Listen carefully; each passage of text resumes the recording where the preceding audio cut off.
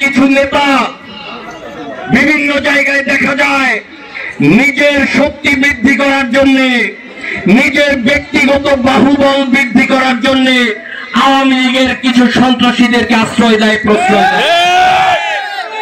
আওয়ামী লীগের সন্ত্রাসীদেরকে দিয়ে বিএনপির নেতা কর্মীদের উপর হামলা করার চেষ্টা করে। 15 বছর যাদের হাতে নির্যাতিত হয়েছেন তাদেরকে আপনারা কি প্রশ্রয় দিতে চান?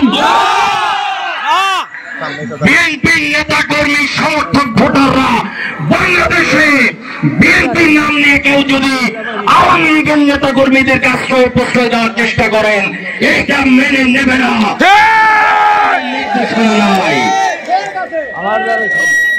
আজকে বিএনপির সকল পর্যায়ের নেতা কর্মীদের প্রতি আমি আহ্বান জানাই, ধৈর্য সহকারে রাজনীতি করবেন, কেউ ধৈর্য হারা হবেন না। আমাদের লক্ষ্য বাংলাদেশের মানুষের ভোটের অধিকার প্রতিষ্ঠা করা। আমাদের লক্ষ্য বাংলাদেশের মানুষের বাক স্বাধীনতা প্রতিষ্ঠা করা। আমাদের লক্ষ্য বাংলাদেশে গণতন্ত্রকে সুপ্রতিষ্ঠিত করা। এই গণতন্ত্র প্রতিষ্ঠা করতে গিয়ে আমাদের নেত্রী দেশনেত্রী বেগম খালেদা জিয়া সারা জীবন যুদ্ধ করেছে। এই গণতন্ত্র প্রতিষ্ঠা করতে গিয়ে আমাদের নেত্রী দেশনেত্রী বেগম খালেদা জিয়া কারাবরণ করেছে, বিনা চিকিৎসায় মৃত্যুর সাথে পাঞ্জা লড়েছে। আমাদের নেতা দেশনায়ক তারেক রহমান দেশান্তরিত হয়েছে। আজকে আমাদেরকে ঐক্যবদ্ধ থাকার সময়।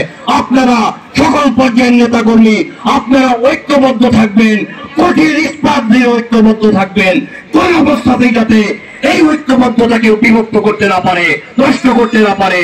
আগামী দিনে আমরা কেমন রাষ্ট্র চাই, এই রাষ্ট্র প্রতিষ্ঠার জন্য আমাদের নেতা, আমাদের ভারপ্রাপ্ত চেয়ারম্যান 31টি দফা দিয়েছেন।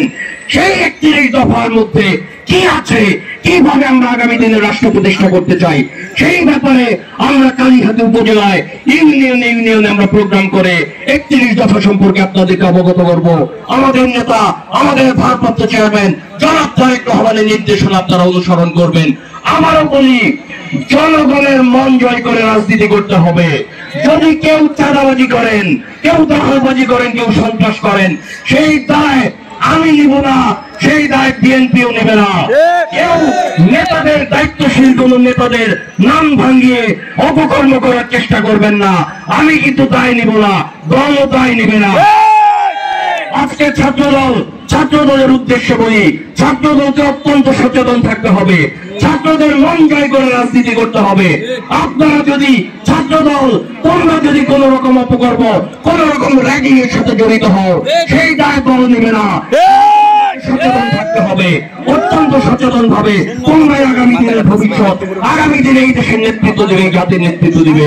তোমাদের উপর আমাদের অনেক আশা ভরসা। সুশৃঙ্খল রাজনীতি করতে হবে, সামাজিক রাজনীতি করতে হবে। আপনাদেরকে আজকে আপনারা এখানে উপস্থিত হয়েছেন, আপনাদের প্রতি আবারও কৃতজ্ঞতা জানাই। আমি আপনাদের প্রতি কৃতজ্ঞতা জানাই আমার নেত্রী দেশনেত্রী বেগম খালেদা জিয়ার পক্ষ থেকে, সাবেক প্রধানমন্ত্রী। আমি কৃতজ্ঞতা জানাই আমাদের নেতা ভারপ্রাপ্ত চেয়ারম্যান জনাব তারেক রহমানের পক্ষ থেকে। আমি কৃতজ্ঞতা জানাই বাংলাদেশ জাতীয়তাবাদী দল বিএনপি কেন্দ্রীয় কমিটির পক্ষ থেকে। আমি কৃতজ্ঞতা জানাই বিএনপি ঢাকা বিভাগের পক্ষ থেকে। আমি আপনাদেরকে কৃতজ্ঞতা জানাই আমার ব্যক্তিগত পক্ষ থেকে। আপনারা সবাই ভালো থাকবেন, সুস্থ থাকবেন, আপনারা সুশৃঙ্খল ভাবে